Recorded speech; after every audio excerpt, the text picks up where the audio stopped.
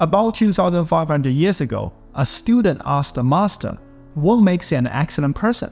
The master answers, "When he pursues what he desires without being covetous." Desire is not bad. In fact, it is what keeps us alive. If a person lost interest in eating or sleeping, then the person will die. However, the modern society forces us to desire more money, bigger houses, or another promotion, etc. That's not normal amount of desire. That's greed. But where do we draw the line? Ladies and gentlemen, welcome to my channel. My name is Yan and I'm on a journey to seek wisdom from the East and the West. Confucius is considered one of the wisest men in Chinese history, and this conversation was recorded in the Annals. When I first read this, I was instantly enlightened by his profound yet simple wisdom. Then I realized the difference between desire and greed come down to two things: the timing of your desire and the reason of your desire. First, timing of desire. Confucius said a man is excellent when he pursues what he desires. Let's focus on the word when. That means having desire is not intrinsically bad. The problem is having the wrong type of desire at the wrong time. It's because of desire.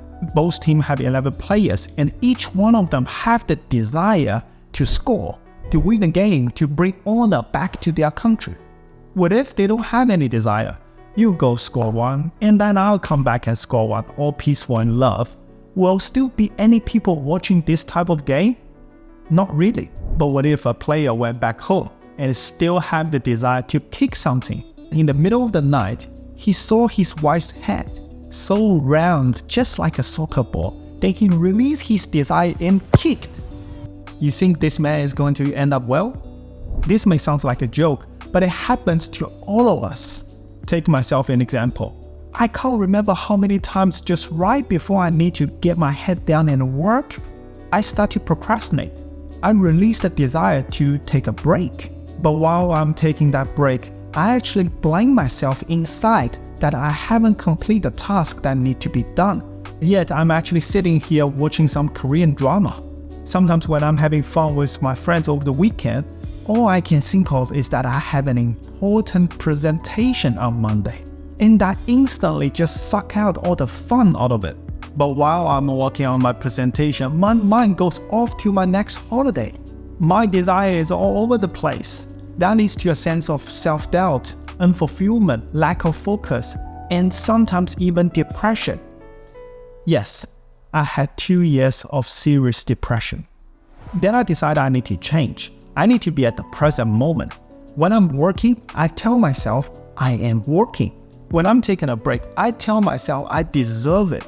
And when I'm running, I try to feel that my feet pushing against the ground, one step at a time. So I was practicing releasing the right desire at the right time.